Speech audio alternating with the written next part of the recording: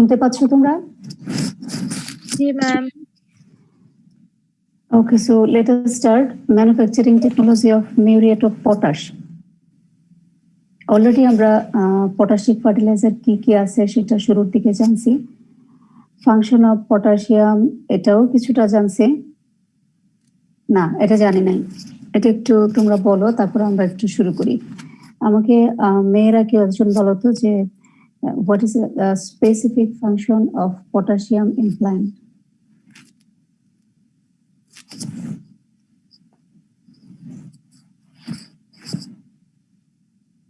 মেয়েদের কাছ থেকে শুনতে চাচ্ছি। রুট গ্রোথের জন্য। রুট গ্রোথের জন্য। আর কোনো পয়েন্ট?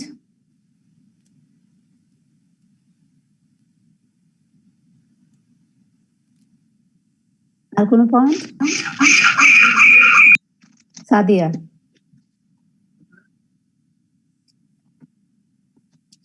নেই, কোনো পয়েন্ট নেই।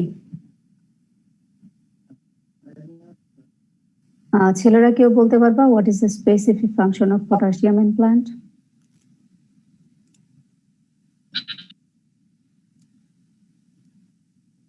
স্টোমাটা বন্ধ করার ক্ষেত্রে আর খোলার ক্ষেত্রে পটাশিয়াম আয়ন ভূমিকা রাখে।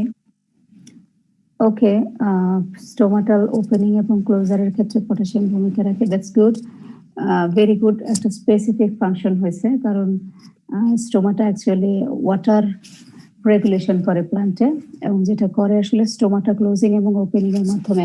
আর কিছু? Activation of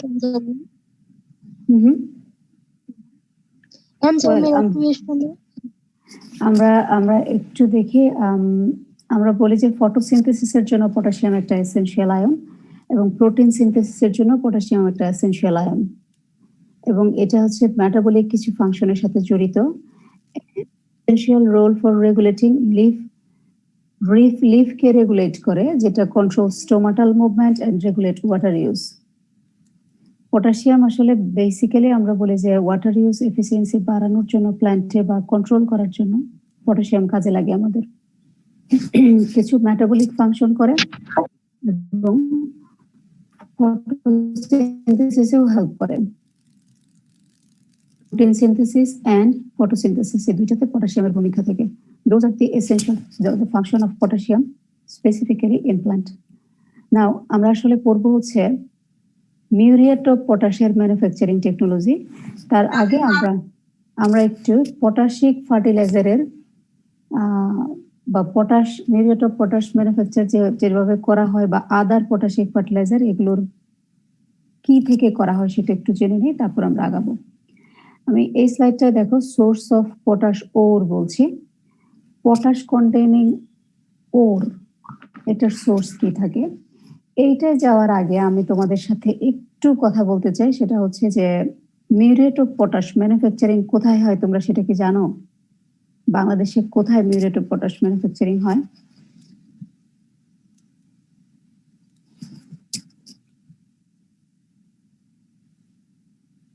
Do you have any idea?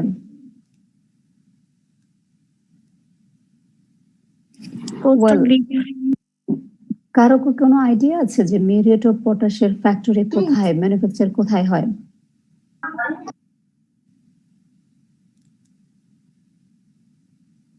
নেই। ওকে, তোমাদেরকে ফার্টিলাইজার ফ্যাক্টরি বাংলাদেশে কখন এস্টাবলিশ হয় প্রথম, এখন কয়টা ফার্টিলাইজার ফ্যাক্টরি আছে, কি কি ফার্টিলাইজার প্রডিউস করে সে সম্পর্কে কোনো আইডিয়া আছে?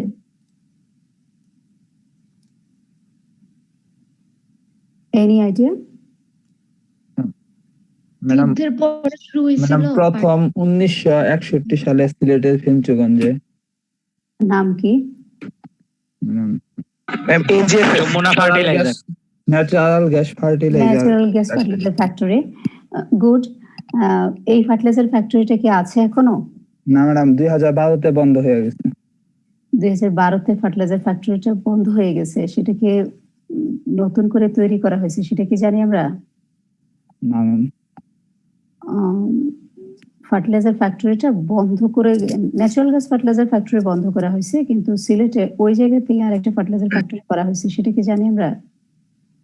Shahjalal fertilizer. Ma'am Shahjalal fertilizer factory, exactly. এবং এটা কিসের ফার্টিলাইজার ফ্যাক্টরি সেটা জানো? কি ফার্টিলাইজার প্রডিউস করে? Urea. Urea.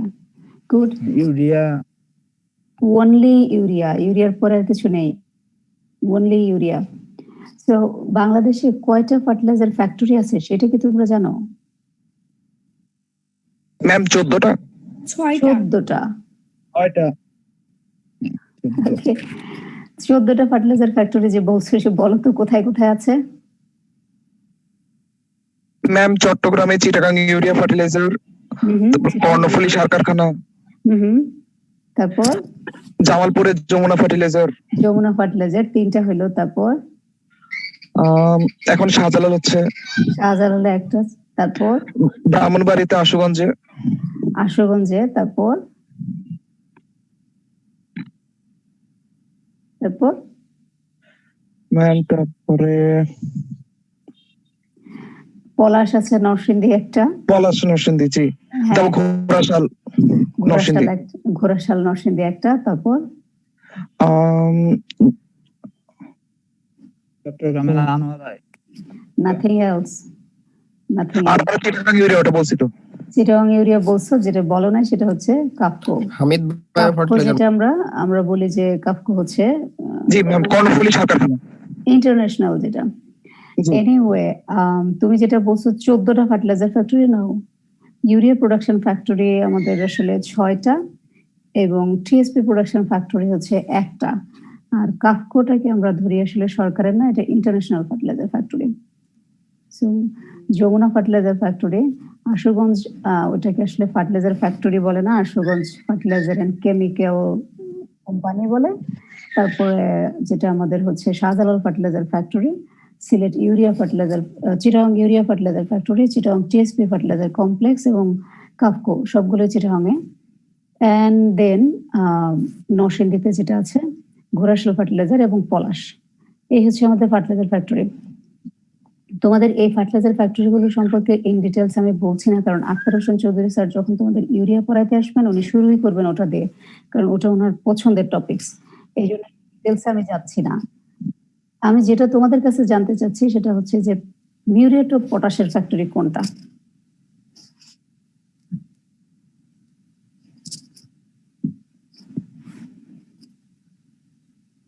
Which fertilizer factory produce muriate of potash?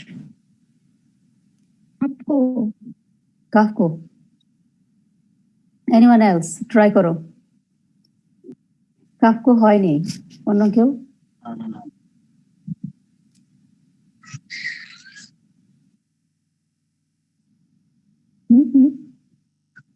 কেউ? Ma'am TSP. TSP fertilizer complex only produce TSP এবং বাই প্রোডাক্টস হিসেবে জিপসাম।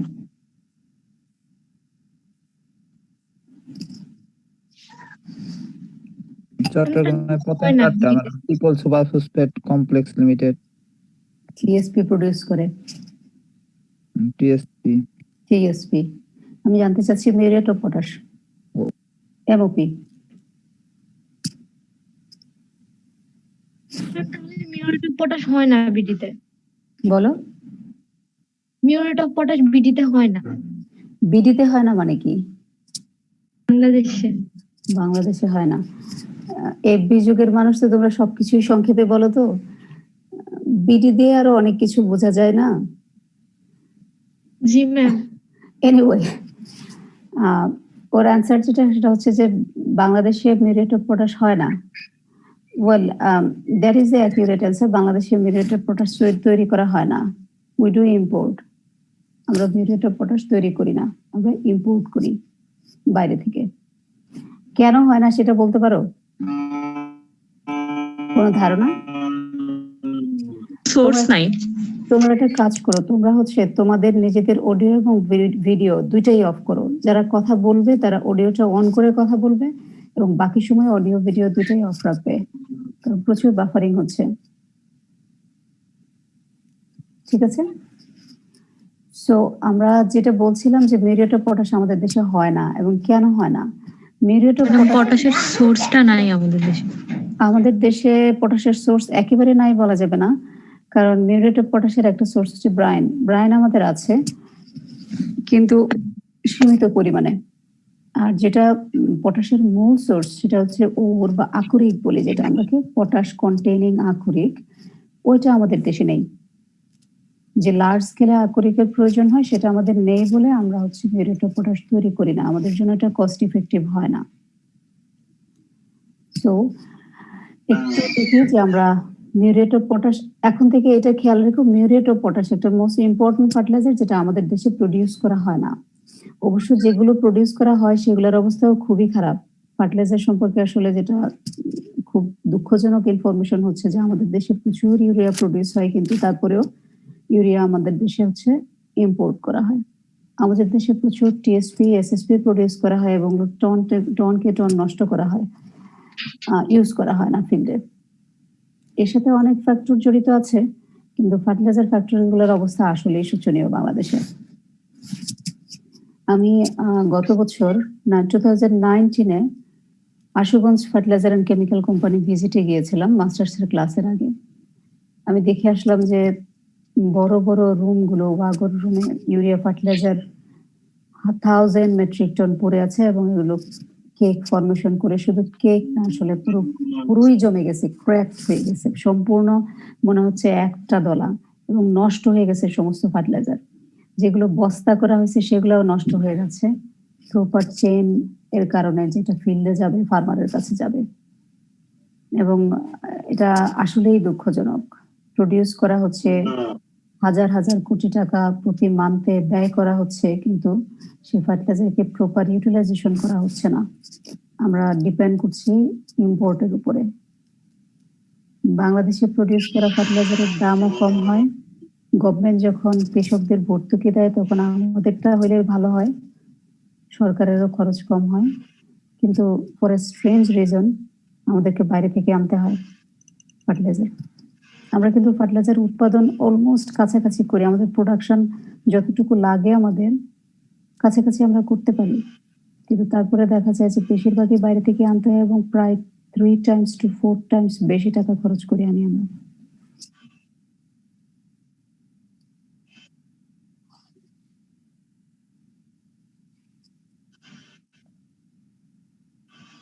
ডেফিনেটলি আউটসাইড থেকে আনতে হয় আমাদের। আমি তোমাদেরকে বললাম যে আমি স্বচক্ষে দেখে আসছি ইউরিয়া ফার্টিলাইজার কিভাবে ডাম্প করা হচ্ছে, ওয়াগন গুলো সব ভর্তি ইউরিয়া ফার্টিলাইজারে, কিন্তু দেখো ফার্মার কিন্তু চড়া দামে কিনতেছে, সমানে ফার্টিলাইজার নষ্ট হচ্ছে, সরকারের কোটি কোটি টাকা লস হচ্ছে, আর ফার্মার হচ্ছে চড়া দামে ফার্টিলাইজার কিনছে, কারণ ফার্টিলাইজারের দাম বাজারে অনেক বেশি। ইমাজিন করতে পারবো না দুইটা সিন আসলে না নিয়ে গেলে তোমাদেরকে। আনফরচুনেটলি কোভিড এর কারণে তোমাদেরকে নিয়ে যাওয়া হচ্ছে না। লেভেল 2-তে ফার্টিলাইজার ভিজিট আমি আসলে যখন হেড ছিলাম জাস্ট 1 year আগে আমি ইনক্লুড করেছিলাম ফার্টিলাইজার ফ্যাক্টরি ভিজিটটা তোমাদের করানোর জন্য, যে সরাসরি তোমরা দেখে আসবে যে আসলে কিভাবে প্রডিউস হয় এবং কিভাবে ডিস্ট্রিবিউট হয়। এটা আসলে দুঃখজনক, আমি যেটা দেখছি আনএক্সপেক্টেড।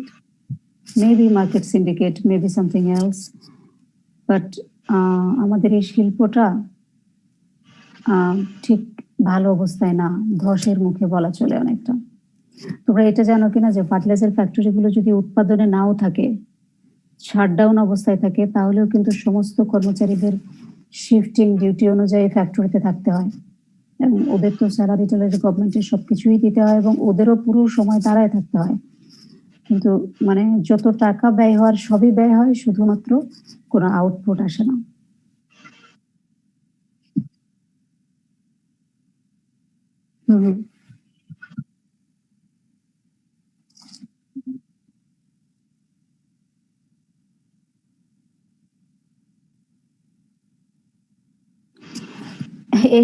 এইটার একটা আমি সুগারের ব্যাপারটা এক্স্যাক্টলি জানি না, কিন্তু ফার্টিলাইজারের ব্যাপারটা আমি খুব ভালো জানি, কারণ ফার্টিলাইজার ফ্যাক্টরিগুলোতে, যেমন যমুনা ফার্টিলাইজার ফ্যাক্টরিতে একজন ইঞ্জিনিয়ার আছে আমার ব্রাদার ইন ল, এবং আশুগঞ্জ ফার্টিলাইজার ফ্যাক্টরিতে আরেকজন ব্রাদার ইন ল, আমার দুইজন ব্রাদার ইন ল ফার্টিলাইজার ফ্যাক্টরিতে, এই দুটাতে থাকার কারণে আমি খুব ইন্টিমেটলি দুটো ফ্যাক্টরির সাথে আমি মেশছি এবং জানি। আমি খুব ভালো করেই জানি যে ফার্টিলাইজার ফ্যাক্টরিগুলো কেন শাটডাউনে যায় এবং কেন আসলে প্রডিউস হয় না। মূল সমস্যাটা হয় হচ্ছে ফ্যাক্টরিগুলো পুরাতন হয়ে গেছে, ওরা যেগুলো রিপ্লেস করা দরকার পার্টস রিপ্লেস না করে ওরা রেনোভেট করে এবং আবার সে পার্টস বসে যায়, আবার কোটি কোটি টাকার লস হয়। আর মূলত হয় সরকার হচ্ছে ইম্পোর্ট ওরিয়েন্টেড যে অবস্থাটা তৈরি হয়েছে, যেটা তোমরা বলছো মার্কেট সিন্ডিকেট, ওইটা ব্রেক করতে পারে না। তো আমাদের ফার্টিলাইজার প্রডিউস করতে ৬-৭ টাকা, এখন মনে হয় ৮ টাকার মতো খরচ হয় পার কেজি, বিক্রি করে মনে হয় গভর্নমেন্ট 10 টাকার মতো, বাইরে থেকে কিনে নিয়ে আসে প্রায় 30 টাকা করে। এটা হচ্ছে অবস্থা। এনিওয়ে, আমরা এটাতে একটু প্রসিড করি। মিউরেট অফ পটাশ যেহেতু প্রডিউসই হয় না, এটা নিয়ে আমার সম্বন্ধে সেই কথা নেই, এটা পুরোটাই ইম্পোর্ট করতে হয়। সো আমরা কি থেকে তৈরি করি, সেটা হচ্ছে পটাশ কন্টেনিং আকরিক। এবং আকরিকের সোর্স কোথায়? নাম্বার 1 হচ্ছে যে অ্যানসাইন্ট সি, যেটা এখন আর সি নেই। মিউরেট অফ পটাশের যে তোমরা যদি লেফট সাইডের ছবিটা দেখো, এখানে দেখাচ্ছে একটা খনি এবং এর ভিতরে একটা মেশিন আকরিক কাটছে। এটা আসলে কোন এক সময় সাগর ছিল। সাগর থেকে যখন কমপ্লিটলি ডেড হয়ে গেছে, ডেড সিটা পুরোপুরি বানিড হয়ে যাওয়ার পরে এটা আসলে এক সময় লবণাক্ত পানিগুলো আকরিক তৈরি করে। এবং আরেকটা হচ্ছে যেটা current sea, salt water brine, যেটা রাইট সাইডের ছবিটায় দেখা যাচ্ছে যে সল্ট শুকানোর পরে যেটা জমা হয়েছে। আমাদের দেশে যেটাতে সোডিয়াম ক্লোরাইড যেভাবে তৈরি হয়, এক্স্যাক্টলি সেম প্রসিডিউরে পটাশিয়াম ক্লোরাইড, পটাশিয়াম সালফেট এগুলো তৈরি করা হয়। এই হচ্ছে আমাদের পটাশের সোর্স। কতগুলো পটাশ কন্টেনিং মিনারেলের এখানে লিস্ট দিয়েছে। দেখো, তোমাদের প্রায় পরীক্ষায় আসে যে this some potash containing mineral with their chemical formula and approximate K2O content. ঠিক এখানে যে টেবুলার ফর্মে দেওয়া আছে, এক্স্যাক্টলি কাছাকাছি টেবুলার ফর্মে তোমাদেরকে লিখতে হবে আকরিকের নাম, আকরিকের কেমিক্যাল কম্পোজিশন এবং তার K2O কনসেন্ট্রেশন কতটুকু থাকে অ্যাপ্রক্সিমেট পার্সেন্টেজে। তো আমি এটা ইন ডিটেলস বলছি না, এখানে লিস্টে যেহেতু আছে, তোমাদের শুধু স্ট্রাকচার করতে হবে এবং K2O কন্টেন্ট কতটুকু আছে। এবং সিলভিনাইট, এর মধ্যে আছে potassium chloride, sodium chloride, approximate K2O 28, sylvite KCl, carnallite KCl, potassium chloride, magnesium chloride, kainite, potassium chloride, magnesium sulphate, এবং langbeinite, potassium sulphate, magnesium sulphate, polyhalite, potassium sulphate, magnesium sulphate, calcium sulphate এবং nitrate, potassium nitrate. এখানে ওই 2, 2, 4 এই digit গুলোকে আমি subscript করিনি, তোমরা একটু পড়ার সময় করে নেবে, ঠিক আছে? এগুলো হচ্ছে পটাশ কন্টেনিং মিনারেল, যেখান থেকে আমরা পটাশকে রিকভার করতে পারি, ঠিক আছে? না, পটাশ কিভাবে পাওয়া যায়, যেটা শুরুতে একটু বলছিলাম, potash is obtained by mining, আর একটা হচ্ছে এভাপোরেশন অফ ব্রাইন। মাইনিংটা হচ্ছে যদি আমরা খনি থেকে আকরিক তুলতে চাই, এখানে যে ছবিটা দেওয়া আছে এটা এক ধরনের আকরিক। আর এভাপোরেশন অফ ব্রাইন যদি আমরা সমুদ্রের পানিকে শুকিয়ে করতে চাই। যেমন মাইনিংটা আমরা কিভাবে করি, এখানে 2 ধরনের মাইনিং আমরা ইউজ করি ইউজুয়ালি। নাম্বার 1 হচ্ছে শ্যাফট মাইনিং, আর একটা হচ্ছে সলিউশন মাইনিং। এটা প্রসিডিউরের উপর বেস করে নামগুলো করা হয়েছে। এবং 2 নাম্বারটা আমরা যেটা করি এভাপোরেশন অফ ব্রাইন। আমি একটু শ্যাফট মাইনিং এবং সলিউশন মাইনিং সম্পর্কে তোমাদের বলছি। শ্যাফট মাইনিং কিভাবে করি? শ্যাফট হচ্ছে এক ধরনের ইনস্ট্রুমেন্ট, একটা পার্টস, যেটা কেটে কেটে মাইনের ভিতরে ঘুরে ঘুরে কাটে এবং কেটে কেটে আকরিকগুলোকে আলাদা করে। তোমরা এই ছবিটা যদি দেখো, লেফট সাইডের ছবিটা দেখো, যে প্রথম যে ছবিটা দেখিয়েছিলাম almost similar, this one left সাইডের, দিস ইজ আ শ্যাফট। এখানে দেখো মেশিনটা হচ্ছে ঘুরে ঘুরে এই দেয়াল থেকে, এই দেয়ালটা আসলে পুরোটাই আকরিক, এভরিথিং। এখানে যেটা আছে সেটাও পুরোটাই আকরিক। এখানে যে ঘুরে ঘুরে কাটছে জিনিসটা হচ্ছে শ্যাফট। এবং এইভাবে কেটে কেটে মাইন থেকে যখন আমরা কোনো পটাশিয়াম ক্লোরাইডকে আহরণ করি, তখন সেটাকে আমরা বলি শ্যাফট মাইনিং। এখানে খেয়াল করো যে কাটার পরে জমা করা হয়েছে যে মাটির মতো দেখতে, এটা আসলে পটাশিয়াম ক্লোরাইডের আকরিক।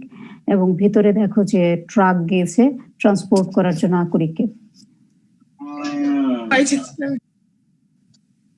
সো এখানে vertical shaft drill to depth of potash deposit, potash যতটুকু নিচে আছে খনিতে সে পরিমাণে ড্রিল করে যায় শ্যাফট গুলো, এবং লিফট এবং আদার সুবিধাকে ইকুইপমেন্টকে নেওয়ার জন্য লিফট করা হয়, রাস্তা করা হয়, এবং সেখান থেকে মাইনের ভিতরেই আসলে ওখান থেকে সবগুলো আকরিককে তুলে নিয়ে আসা হয়। সলিউশন মাইনিং করেন, যেটা আমি একটু বুঝায় বলছি। যখন এরকম দেখা যায় যে পটাশ যে খনিতে আছে সেটা খনির অনেক ভেতরে, তখন যেটা করা হয় যে শ্যাফট দিয়ে কেটে বা রাস্তা কেটে মাটি সরিয়ে কেটে ভিতরে গেলে সেটা আসলে ইকোনমিক্যালি বেনিফিশিয়াল হয় না, অনেক বেশি ডেপথে যেতে হয়। ইন দ্যাট কেস আসলে সলিউশন মাইনিং প্রসেসটা ফলো করা হয়। এক্ষেত্রে যেটা করা হয় যে হট ওয়াটার, আমরা যেটা বলি হট ওয়াটার অথবা ব্রাইন ওয়াটার, লবণ পানি, সোডিয়াম ক্লোরাইড, সেটাকে ইনজেক্ট করা হয় পাম্প দিয়ে আন্ডারগ্রাউন্ডে। ইনজেক্ট করা হলে হট ওয়াটার দিয়ে আসলে আকরিক গুলা গলে যায়, ব্রাইন ওয়াটার দিলেও আকরিক গুলা গলে যায়। গলে যে আকরিক যেটা শক্ত ছিল সেটা আসলে সলিউশন হয়ে যায়। সলিউশন হওয়ার পর ওটাকে আবার হচ্ছে ডিপ টিউবওয়েল থেকে এভাবে পাম্প দিয়ে তুলে নিয়ে আসা হয়। সাবমার্সিবল পাম্প দিয়ে তুলে নিয়ে এসে বাইরে ধরো পুকুরের মতো একটা জায়গায় জমা করা হয়, এবং সেটা থেকে পানি যখন শুকিয়ে চলে যায়, ইভাপোরেশন হয়ে যায়, তখন অটোমেটিক্যালি আকরিক গুলো পড়ে থাকে। বুঝতে পারছি আমরা একটু সলিউশন মাইনিংটা? Yes, ma'am. জি ম্যাম। সো দুই ধরনের মাইনিং, এটা থেকে আমরা একটু বের হই যে মাইনিং আমরা দুই ভাবে করছি, একটা হচ্ছে শ্যাফট মাইনিং, একটা হচ্ছে সলিউশন মাইনিং। যে কোনো প্রসেসে শ্যাফট মাইনিংটা আমরা করি যে যখন একটা নর্মাল ডিস্টেন্সে আমাদের আকরিক গুলো থাকে খনির ভিতরে, সলিউশন মাইনিং যখন আমাদের আকরিকের ডেপথ অনেক বেশি হয়। সলিউশন মাইনিং ব্যাপারটা হচ্ছে যে আকরিক গুলাকে একবার হট ওয়াটার ইনজেক্ট করে সলিউশনে নিয়ে আসা, তারপর সাবমার্সিবল পাম্প দিয়ে সেটাকে লিফট আপ করা। আর শ্যাফট মাইনিং হচ্ছে সরাসরি কেটে বের করে নিয়ে আসা।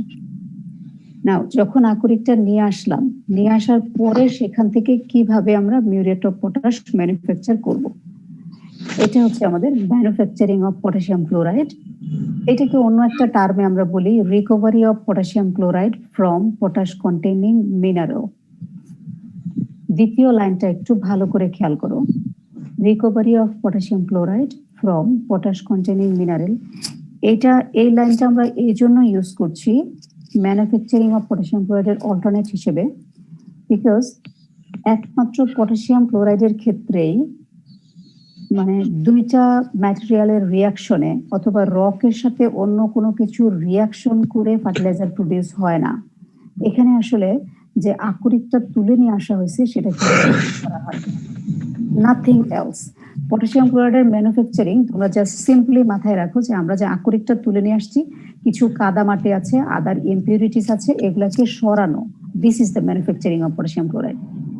যে কারণে এটার আরেকটা নাম হচ্ছে recovery of potassium chloride from potash containing mineral. Potash containing যে মিনারেল গুলো লিস্ট একটু আগে পড়েছো, তার যে কোনো একটা মিনারেল যেটা খনি থেকে উঠে আসবে, সে মিনারেল থেকে কেসিএলটাকে রিকভার করা, দিস ইজ দ্য ম্যানুফ্যাকচারিং। এই জন্য এটা আমরা ইউজ করি। নাও এখানে একটা ব্লক ডায়াগ্রাম করেছি তোমাদের জন্য, একটু খেয়াল করো। ফার্স্ট যে কাজটা আমরা করি সেটা হচ্ছে পটাশ ওর উঠায় নিয়ে আসা হয়, পটাশ কন্টেইনিং মিনারেল, এক্সাম্পল দিয়েছি এখানে সিলভিনাইট ফ্রম মাইনিং। তুলে আনার পর যে কাজটা আমরা করি, আকরিককে crushing and grinding, then scrubbing and desliming, then separation, dewatering, compacting, sizing. এই পাঁচটাই হচ্ছে স্টেপ।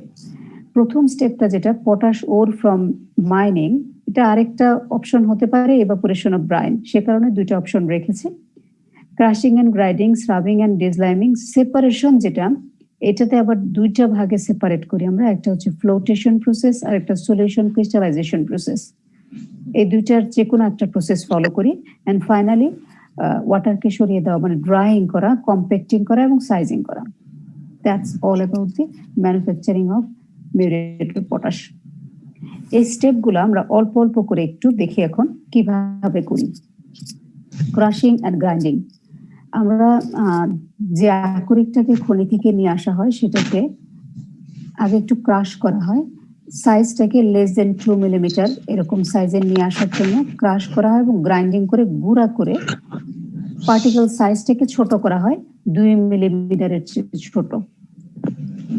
দেন স্ক্রাবিং অ্যান্ড ডেজলাইমিং, ছোট করার পরে আসলে যে ছোট ছোট দানার মতো পাওয়া গেল এটাকে আসলে ওয়াশ করা হয়। ওয়াশ করার সময় স্ক্রাব করা হয়। স্ক্রাব জিনিসটা তো তোমরা জানো, স্ক্রাবার জিনিসটা জানো, যেটা দিয়ে ঘষা হয়।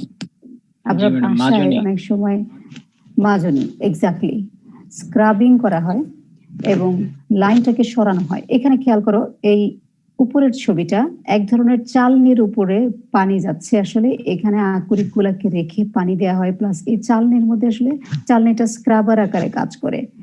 এখানে এর মধ্যে আসলে যখন ওয়াশ করা হয় তখন সমস্ত কাদা মাটিগুলো, মাঠ যতগুলো লেগে আছে সেগুলো সব সরিয়ে যায়। রিঞ্জ করা হয়, এজিটেট করা হয় এবং সব কাদা মাটিকে এখান থেকে সরানো হয়। সরানোর পরে যে আকরিকটা থাকে সেটার নিচের ছবিটা খেয়াল করো, এরকম সাদা প্লাস হচ্ছে কিছুটা অরেঞ্জ রঙের ছোট ছোট পাথর, একদমই ছোট ছোট, কারণ লেস দেন 2 মিলিমিটারে যেহেতু গ্রাইন্ডিং করা হয়।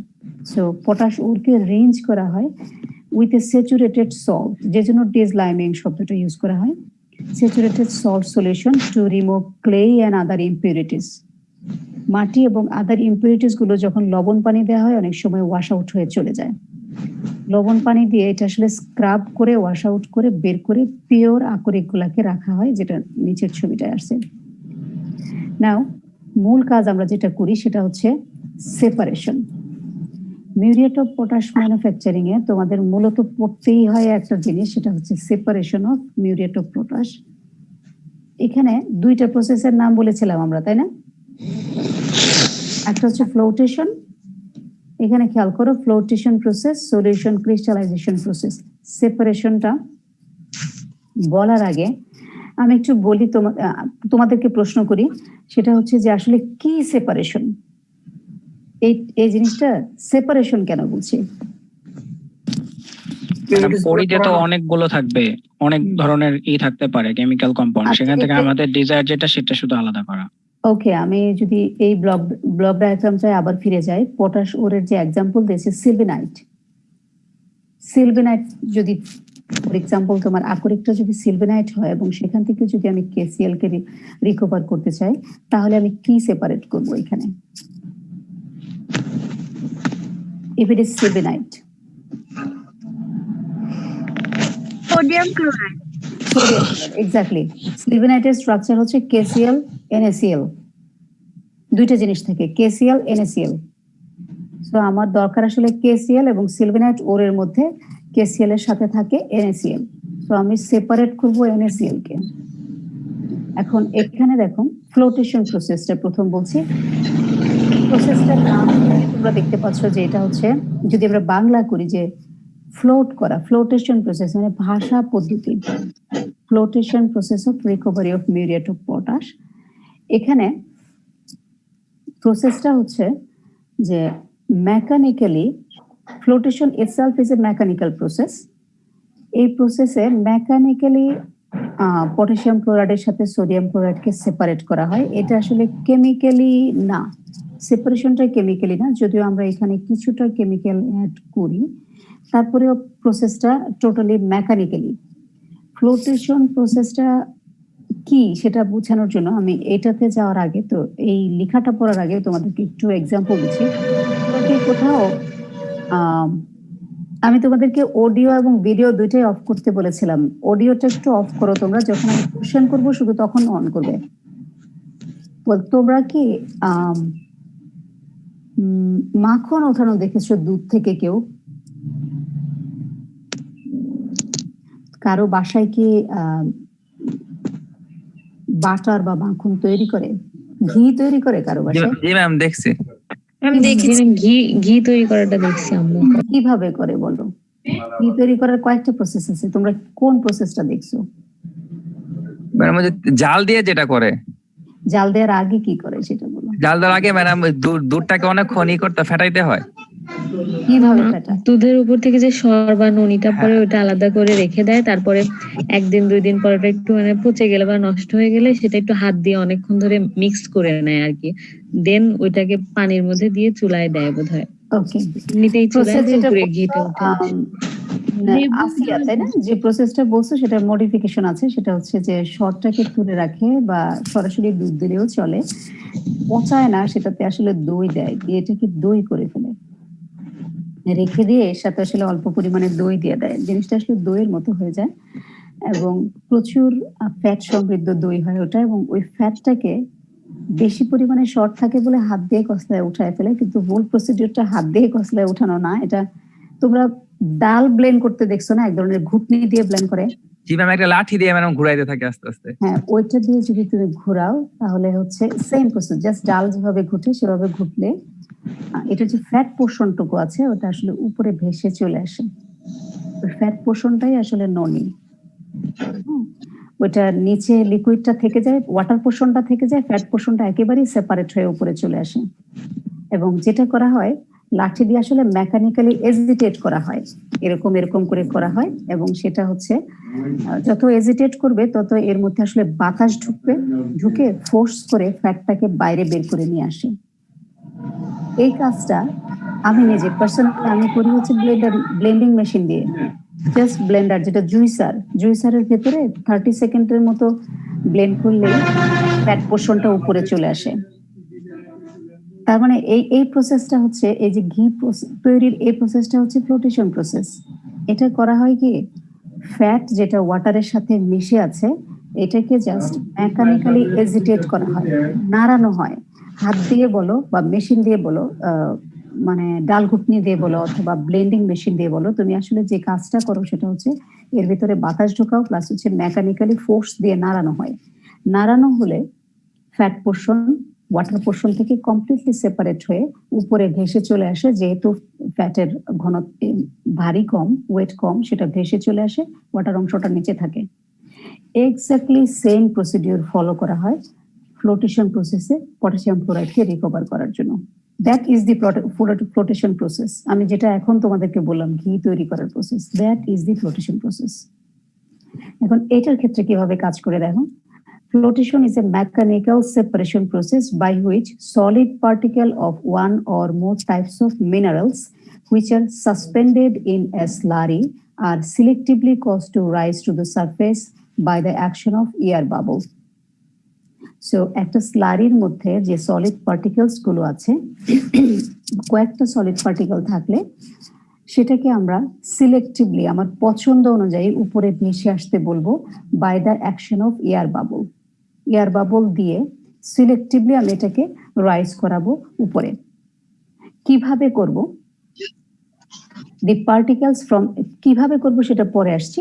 The particles from the surface are skimmed off, যেটা তোমরা ঘি থেকে দেখেছো যে হাতে নাড়িয়ে অথবা মেশিন দিয়ে করে যেভাবে হোক উপরে যখন ননিটা আসে তখন সেটাকে তুলে নেওয়া হয়, কাট অফ করে তুলে নেওয়া হয়, তুলে নেওয়াটাকেই বলা হয় স্কিমড অফ করা, স্কিমিং করে নিয়ে আসা।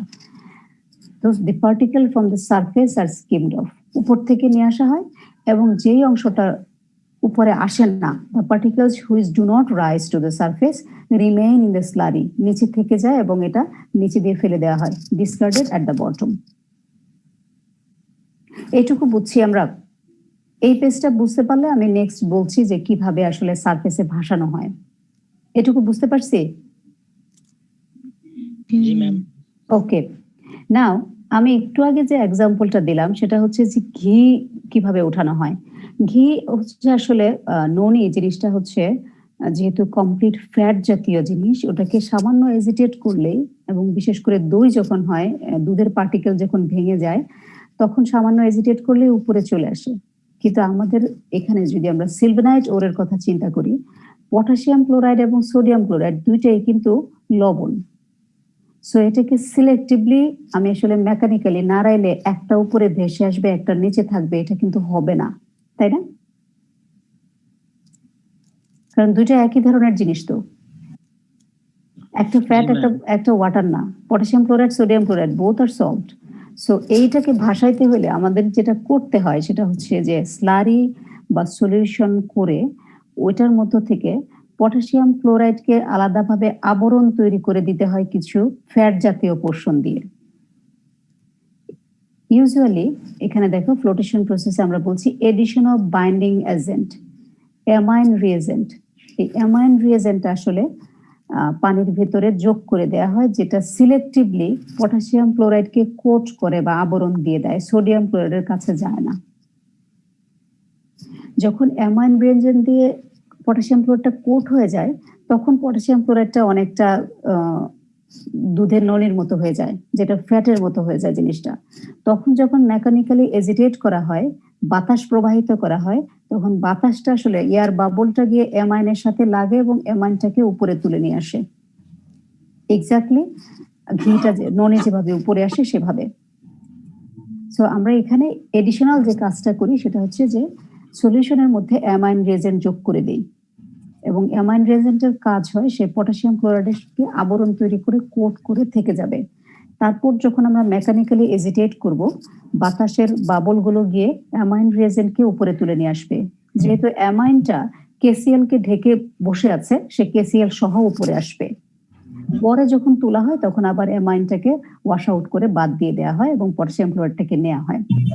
সোডিয়াম ক্লোরাইডটা নিচে থেকে যায় এবং সেটাকে ঢেলে ফেলে দেওয়া হয় বা ড্রেন আউট করে দেওয়া হয়। বুঝছি এখন আমরা। এখানে এই দুটো ছবি খেয়াল করো।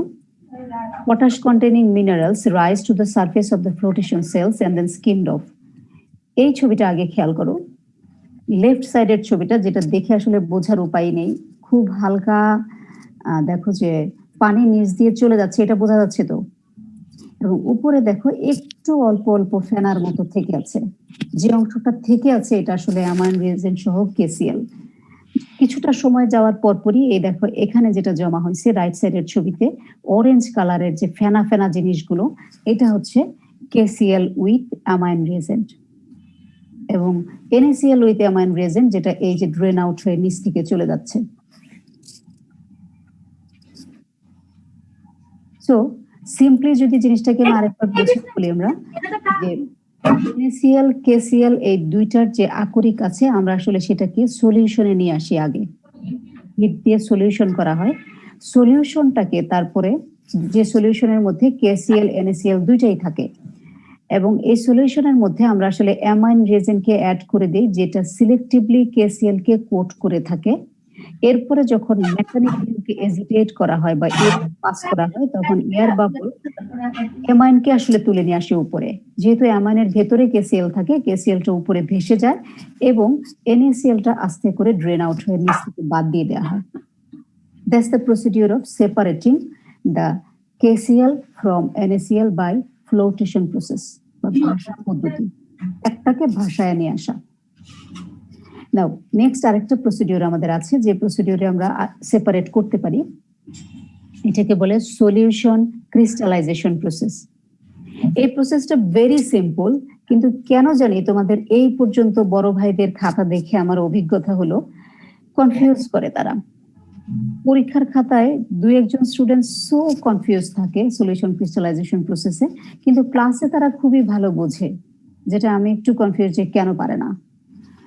এই প্রসেসটা একটু মনোযোগ দিয়ে আমরা একটা সলিউশন, আমরা তো প্রথমেই বলছি যে আকরিককে আমরা সলিউশনে নিয়ে আসবো, আমরা হিট দেব, সলিউশনে নিয়ে আসবো। এখন সলিউশনে নিয়ে আসার পরে টার্মটা খেয়াল করো, সলিউশন ক্রিস্টালাইজেশন। এই সেপারেশনটা করা হয় based on solubility of NaCl and KCl। KCl এবং NaCl সোডিয়াম ক্লোরাইডের সাথে পটাশিয়াম ক্লোরাইডের সলিবিলিটির পার্থক্য কিন্তু huge.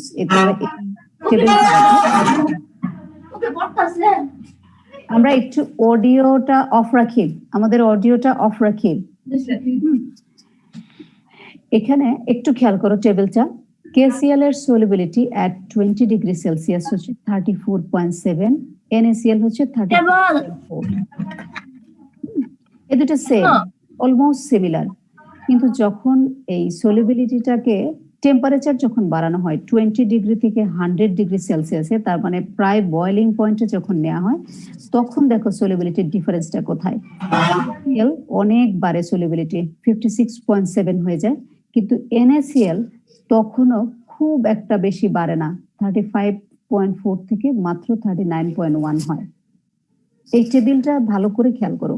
KCl 20 degree সেলসিয়াসে approximately 35, NaCl ও অ্যাপ্রক্সিমেটলি 35, কিন্তু 100 ডিগ্রিতে নিলে KCl হয়ে যায় প্রায় 57 এবং NaCl হয় 39। এই পার্থক্যটাকে আমরা কাজে লাগাই হচ্ছে সেপারেট করার জন্য। কিভাবে কাজে লাগাই? একটা ব্রাইন সলিউশন যেটা 20 ডিগ্রি সেলসিয়াসে আছে, দেখো, when a brine solution saturated with NaCl and KCl at 20 degree Celsius is heated to 100 degree Celsius, it is capable of dissolving substantial amount of KCl but not NaCl. তার মানে হচ্ছে আমি যখন টেম্পারেচারটাকে 20 থেকে 100-তে উঠাবো তখন প্রচুর পরিমাণে KCl ডিসলভ হয়ে যাবে, কিন্তু NaCl হবে না। কারণ হচ্ছে NaCl এর সলিবিলিটি তখন খুব সামান্যই বাড়ে, বেশি বাড়ে না। যে কারণে আমরা যেটা করি যে 20 ডিগ্রিতে রাখা ব্রাইন সলিউশনকে 100 ডিগ্রি সেলসিয়াসে উত্তপ্ত করা হয়। উত্তপ্ত করা হলে যে লিকুইড আকারে থাকে, আকরিক থেকে লিকুইডিফাই যে অংশটা হয়, সেই অংশটার মধ্যে মোস্ট অফ দ্য কেস থাকে KCl, NaCl খুব অল্প আসে। তখন লিকুইডটাকে সেপারেট করে ফেলা হয় সলিড থেকে। ঢেলে ধরো উপর থেকে তুমি লিকুইডটাকে নিয়ে চলে গেলে, হিট করার পর হট লিকুইড যদি আমরা সরায় ফেলি তাহলে দেখা যাবে যে এই হট লিকুইডে বেশিরভাগ, সব না, বেশিরভাগই আছে KCl। নাও বেশিরভাগ যেটা আছে সেটার মধ্যে কিছু তো NaCl আছে, ওটাকে বাদ কিভাবে দিব? বাদ দেই হচ্ছে ক্রিস্টালাইজেশন প্রসেসের মাধ্যমে।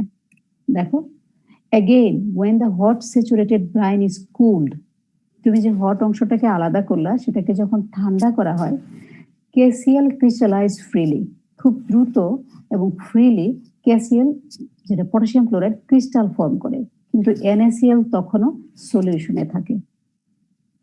তার মানে হচ্ছে হিট বাড়ানো হলে NaCl সলিউশনে যেতে সময় নেয়, আবার হিট সরিয়ে নেওয়া হলে NaCl সলিউশন থেকে ক্রিস্টাল হইতেও সময় নেয় বেশি। সো KCl খুব দ্রুত ক্রিস্টাল তৈরি করে, এবং যে অংশটা দ্রুত ক্রিস্টাল তৈরি করে সেটাকে যদি আমরা সরায় নিয়ে আসি এবং যে অংশটা তখনও সলিউশনে থাকে সেটাকে বাদ দিয়ে দেই, তাহলে মোটামুটি ভাবে NaCl বাদ হয়ে যায়। বলা যায় 90% পিওর KCl পাওয়া যায়, তখন NaCl 10%-এর বেশি থাকে না। এখানে যে ফ্লো চার্টটা দিয়েছি আমি সেটা খেয়াল করো, ওই আগের ফ্লো চার্টটারই আর একটু মডিফাই করেছি only for solution crystallisation process.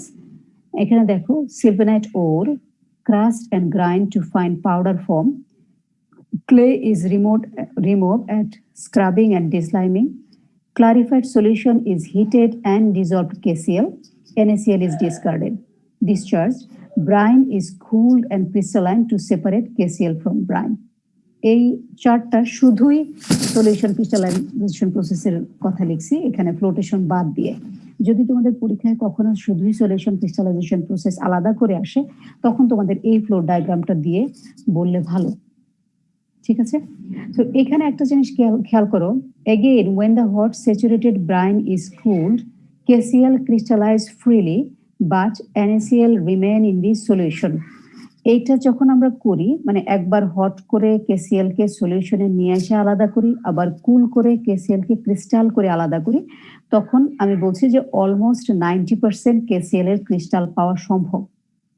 কিন্তু আমি যদি আরো পিওর পেতে চাই, 90% না 100%, তখন কি করতে পারি? Any idea?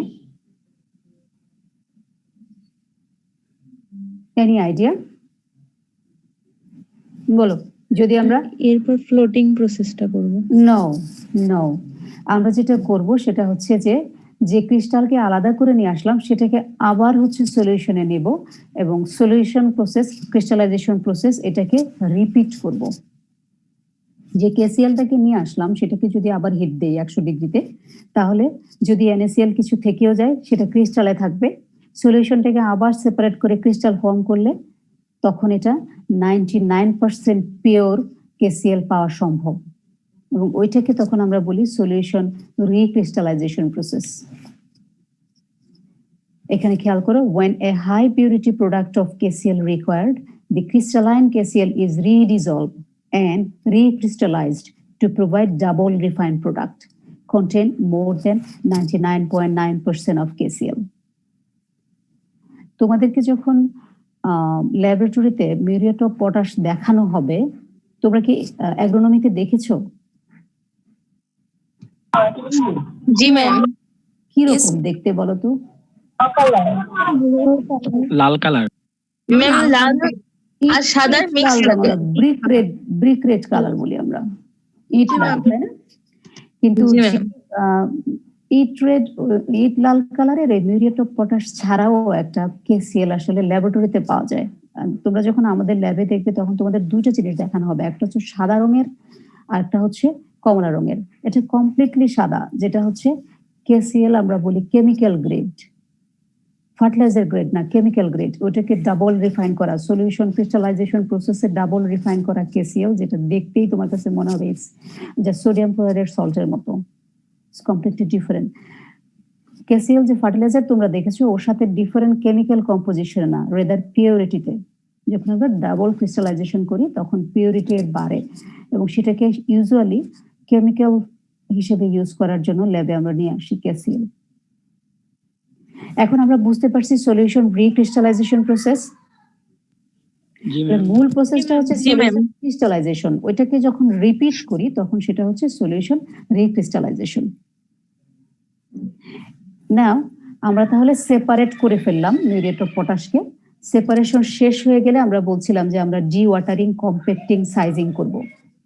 যখন সেপারেট হয়ে যায়, সেপারেট হয়ে যাওয়া কেসিএল এর ক্রিস্টালকে আবার আমরা ওয়াশ করি with brine water, and finish product যেটা হয় সেটাকে ডি ওয়াটার করা বা ড্রাই করা, সেন্ট্রিফিউজ করা, এরপরে হচ্ছে কম্প্যাক্ট করে আমাদের ডিজার্ট পার্টিকেল সাইজে নিয়ে আসা হয়। এই ছবিটা খেয়াল করো, কম্প্যাক্টিং যেটা দিয়েছি, কম্প্যাক্টিং প্রডিউসেস গ্র্যানুলার ম্যাটেরিয়ালস। কারণ কম্প্যাক্ট করে এখানে লেফট সাইজের ছবিটা দেখো, চকলেটের মতো এক ধরনের, চকলেট ক্যাডবেরির বারের মতো না অনেকটা, এরকম প্রোডাক্ট তৈরি করা হয় যেখান থেকে পরে ভেঙে ফাইন আকারে মিউরেট অফ পটাশ তৈরি করে, যেটা তোমরা ল্যাবরেটরিতে দেখেছো। উপরে এই ছবিটা হচ্ছে একটু ম্যাগনিফাইড ইমেজ, মিউরেট অফ পটাশের ক্রিস্টাল গুলাকে বড় করে দেখানো হয়েছে। নিচের ছবিটা খেয়াল করো, অ্যাকচুয়াল সাইজে যেটা মিউরেট অফ পটাশ যায়। সো কম্প্যাক্টিং করে আসলে রোলার দিয়ে রোল করে বড় বড় এরকম শীটের মতো আসে, যেটাকে গুঁড়া করে ফাইনালি মিউরেট অফ পটাশের ক্রিস্টাল আমরা পাই। So that's all about the manufacturing of muriate of potash. তোমাদের এইখানে প্রসেসটা সিম্পল, তোমরা সবাই বুঝো, কিন্তু মিউরেট অফ পটাশের ম্যানুফ্যাকচারিং তোমরা পরীক্ষায় আসলে বেশিরভাগ স্টুডেন্ট কনফিউজ যে জায়গাটায় করো, সেটা হচ্ছে দুইটা জিনিস খেয়াল করবে পরীক্ষায় আসলে। সেটা হচ্ছে কি আসছে তোমাদের, কি ম্যানুফ্যাকচারিং অফ কেসিএল অথবা recovery of KCL from potash containing mineral, এই টার্মে আসছে কিনা। যদি এই টার্মে আসে তাহলে শুরু করবে এই ব্লক ডায়াগ্রাম থেকে, মানে হচ্ছে পটাশের ওর থেকে শুরু করবে, যে পটাশ ওর থেকে আমরা ক্রাশিং, গ্রাইন্ডিং করব, স্ক্রাবিং, ডিসলাইমিং করব, তারপর সেপারেট করব। সেপারেশনে অল্প অল্প করে দুইটা প্রসেসই লিখবে, ফ্লোটেশন, সলিউশন ক্রিস্টালাইজেশন। আমরা দুই ভাবে সেপারেট করতে পারি, এক হচ্ছে ফ্লোটেশন প্রসেস, দ্বিতীয় হচ্ছে সলিউশন ক্রিস্টালাইজেশন প্রসেস। দুইটা প্রসেস শেষ করে D watering, compacting and sizing, এই পুরো ব্যাখ্যাটা আসবে তখন। কিন্তু যদি আমরা এইভাবে প্রশ্ন করি যে ডিসক্রাইব দ্য সেপারেশন অফ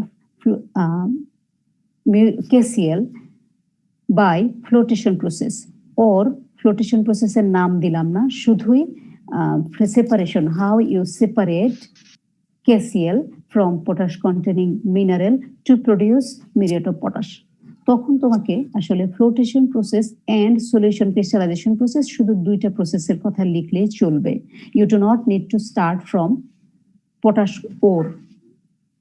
এবং আরেকটা টাইপের প্রশ্ন আসে, সেটা হচ্ছে যে বলে দেয়া হয় যে এই টাইটেলটাই আসে, describe the recovery of KCl from potash containing mineral by solution crystallization process or by flotation process. In that case কিন্তু তোমাকে পুরোটাই বলতে হবে।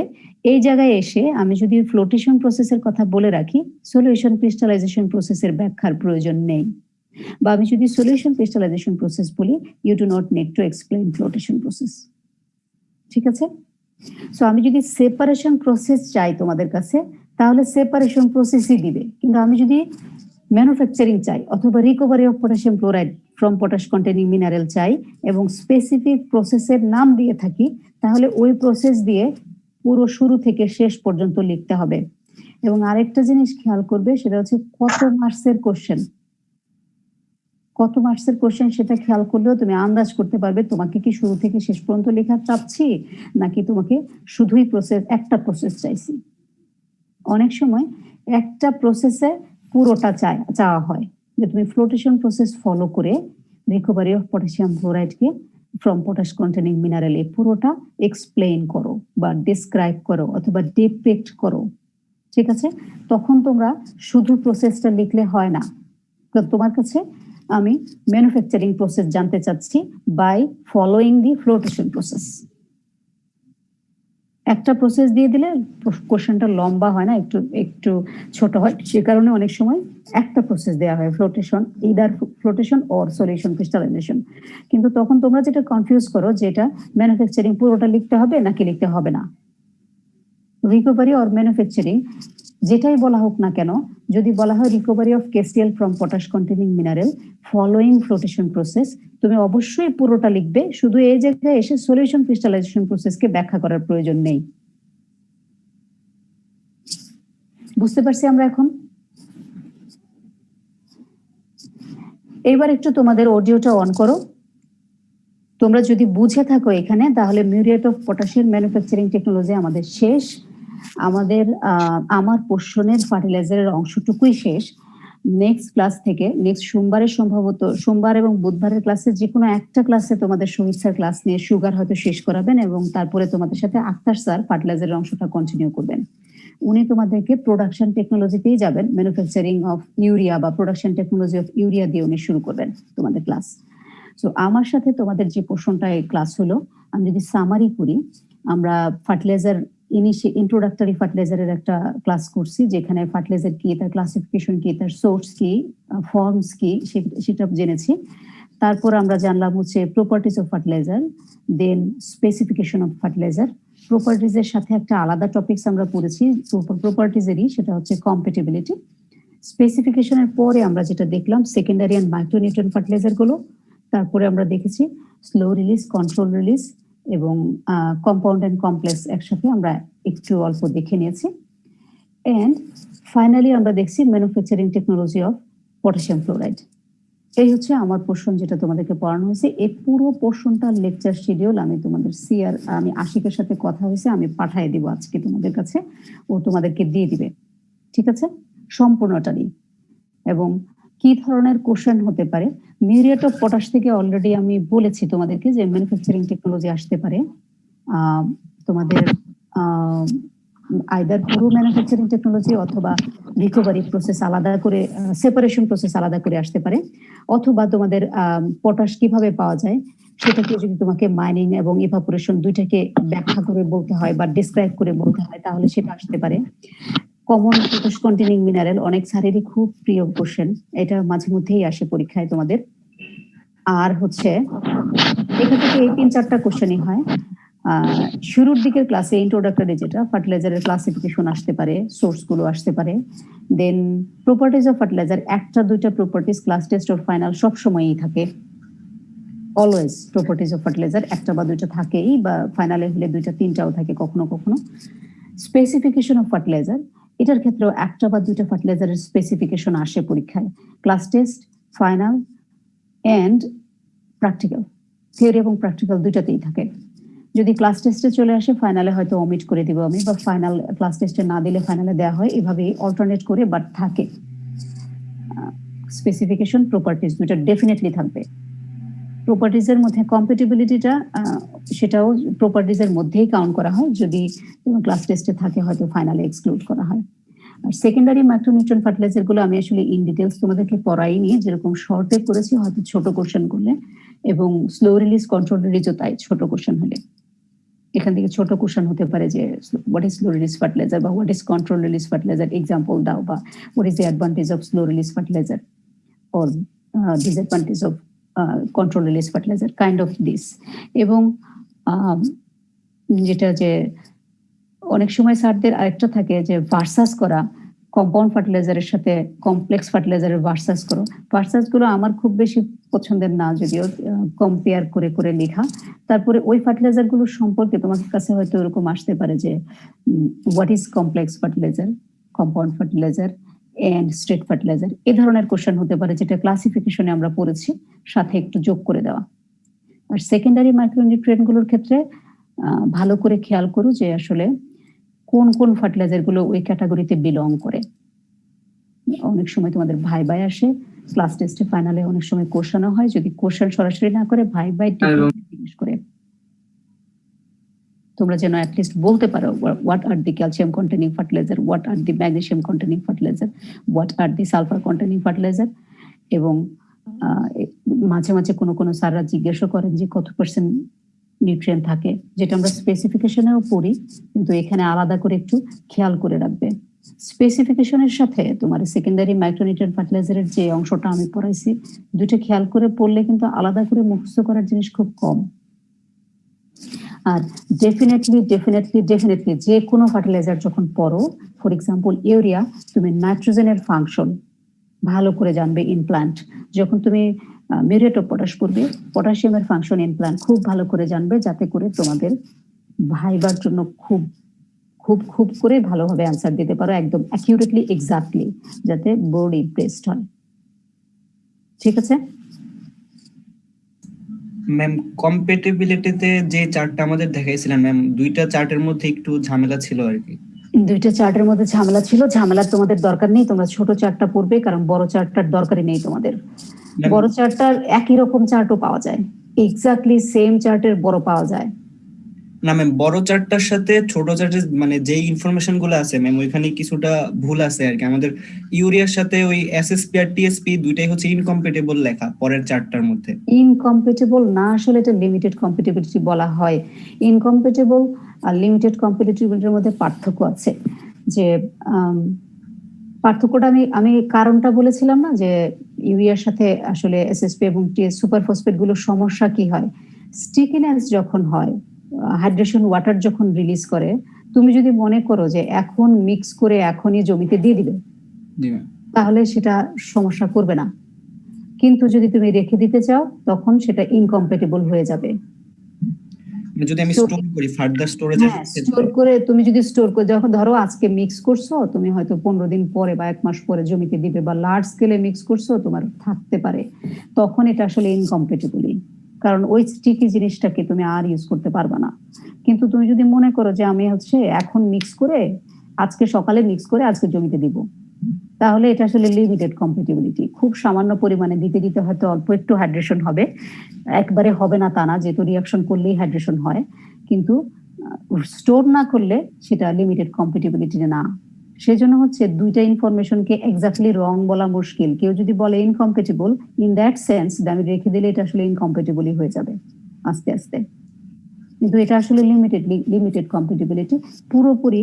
যেমন অ্যামোনিয়াম নাইট্রেটের সাথে ইউরিয়া যেরকম করে যে সিআরএইচ একেবারে 18তে নেমে আসে, এই ধরনের ইনকম্পেটিবিলিটি ফর্ম করে না। বুঝতে পারছি?